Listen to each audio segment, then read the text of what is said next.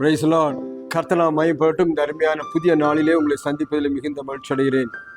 தினம் ஒரு லோகோஸ் வார்த்தையின் மூலமாக ஒவ்வொரு நாளும் காலை வேளையிலே புதிய ஒரு கர்த்தருடைய வார்த்தையை உங்களுக்கு சொல்லி நாங்கள் செபிப்பதில் கர்த்தர் கொடுத்த நல்ல கிருபைகளுக்கு நன்றி சொல்லி இந்த நாளிலும் ஒரு வசனத்தை உங்களுக்கு சொல்லி நான் ஜெபிக்க விரும்புகிறேன். சங்கீதத்தின் புஸ்தகம் 20ஆம் அதிகாரத்தில் ஒரு வசனம் நான் உங்களுக்கு சொல்லி ஜெபிக்க விரும்புகிறேன். 8ஆம் வசனம் 20:8. அவர்கள் முறிந்து விழுந்தார்கள், நாங்களோ எழுந்து நிமிர்ந்து நிற்கிறோம். நாங்களோ எழுந்து நிமிர்ந்து நிற்கிறோம் என்று சொல்லி சங்கீதக்காரர் வார்த்தையை சொல்றார். யாரு எழுந்து நிற்கிறது, யாரு முறிந்து விழுந்தது அப்படிங்கிறத பார்க்க வேண்டும். அதுக்கு முந்தின வசனம் வாசித்தீங்கன்னா, தங்களை குறித்து, தங்களுடைய செல்வங்களை குறித்து, தங்களுடைய ரதங்களை குறித்து, தங்களுடைய குதிரைகளை குறித்து, படைபலத்தை குறித்து, பணபலத்தை குறித்து, ஆள்பலத்தை குறித்து மேன்மை பாராட்டின ஒரு குரூப் இருக்கிறாங்க. அதுக்கு அப்புறம் பார்த்தீங்கன்னா, கர்த்தருடைய நாமத்தை மாத்திரம் மேன்மைப்படுத்துகிற ஒரு குரூப். அதை கர்த்தருடைய நாமத்தை மாத்திரம் மேன்மை பாராட்டுகிற ஒரு குரூப். 2 குரூப் படிக்கணும்.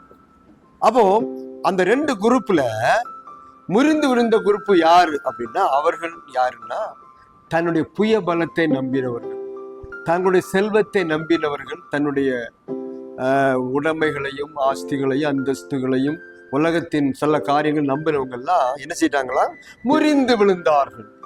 பாருங்க, அநேக மக்கள் அநேக விதமான நம்பிக்கை கொண்டிருக்கிறார்கள். பாருங்க, நம்ம உலகத்துல பார்க்கும்போது நான் இதை நம்புறேன், எனக்கு இது பிடிக்கும், இதான் எனக்கு நான் முக்கியம்னு நினைக்கிறேன்னு சொல்லி ஒரு குரூப் சொல்லுவாங்க. சில குரூப் சொல்லுவாங்க இல்லை இதான் எனக்கு முக்கியம்னு சொல்லுவாங்க.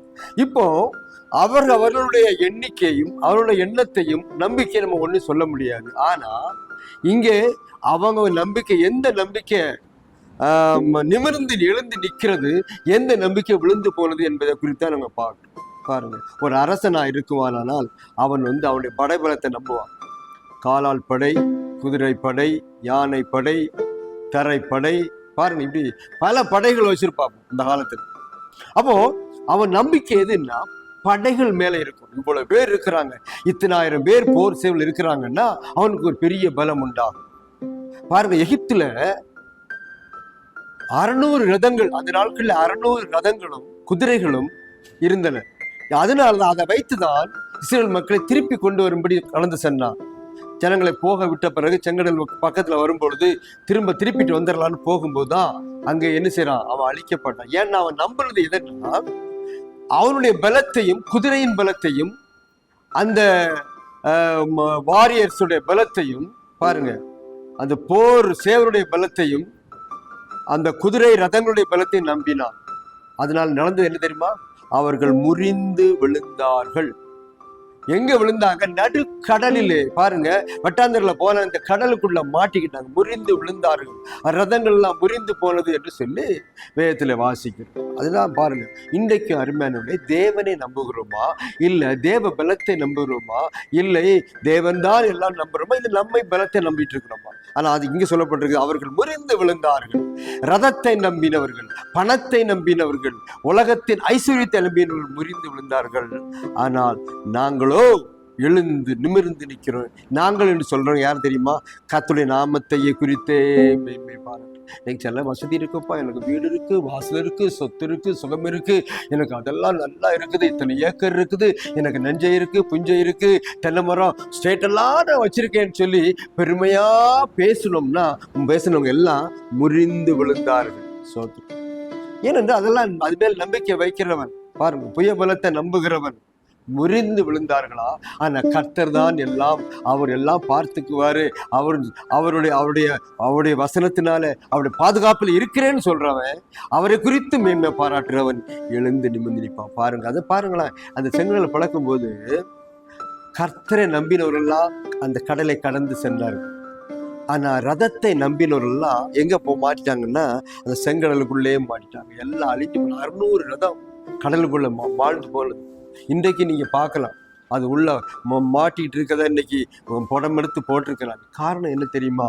அவர்கள் நம்பின நம்பிக்கை அவர்கள் கைவிட்டது. இன்றைக்கு நாம் யாரை நம்பி கொண்டிருக்கிறோம்? அருமையானவர்களே, இந்த உலகத்தை நம்புகிறோமா?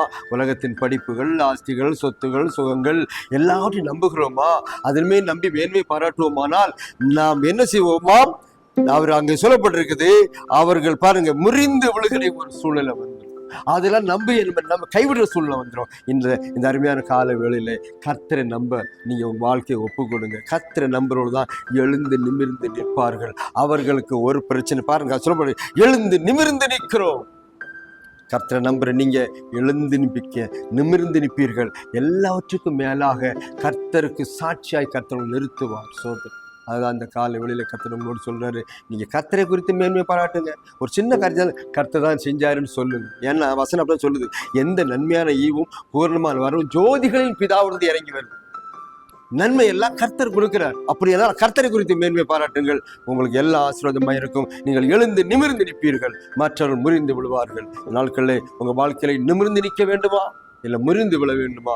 நீங்க தான் செலக்ட் பண்ணணும். கர்த்தர் உங்களை இந்த காலவெளியிலே எழுந்து நிமிர்ந்து நிற்க பண்ணுவாராக நான் உங்களுக்கு ஆட்சேபிக்கிறேன். பரலோகத்தின் பிதாவே, ஆண்டவரே, உலகத்தை நம்பினவர்கள், ஆஸ்தியை நம்பினவர்கள், மனிதனை நம்பினவர்கள் முறிந்து விழுந்தார்கள். குதிரையை நம்பினவர்கள் முறிந்து விழுந்தார்கள் ஆண்டவர். ஆனால் உம்மை குறித்து மேன்மை பாட்டினோடு எழுந்து நிமிர்ந்து நின்றார்கள். இந்த வசனத்தின் மூலம் மக்களோடு பேசிக் கொண்டிருக்க ஸ்தோத்திரம். அப்படி நிற்கத்தக்கதான மக்களாக எங்களை எல்லாரையும் மாற்றும் ஆசீர்வதியும். வசனத்தின்படி நடக்க உதவி தாழ்த்தி உள்ள கரங்களை ஒப்பு கொடுக்கும். இந்த காலை வேளையில எங்களுக்கு வேண்டிய சகல விதமான ஆசீர்வாதங்கள் நிரப்புவீராக. பிதா குமாரன் பரிசுத்த நாமத்தினாலே இந்த வார்த்தையை பார்த்து கொண்டு எல்லா மக்களையும் ஆசீர்வதிக்கிறோம், பாதுகாத்துக்கிறோம். இயேசுவின் நாமத்தில் ஜெபிக்கிறோம் பிதா. கர்த்தர் தாமே உங்களை ஆசீர்வதிப்பாராக.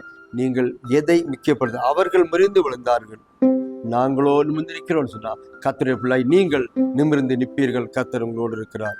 ஒப்பு கொடுங்க. இன்னும் ஒரு லோகோஸ் வார்த்தையின் மூலமாய் சந்திக்கும் வரையிலும் கர்த்தர் தாமே நம்ம எல்லாரையும் ஆசீர்வதிப்பாராக. ஆமென்.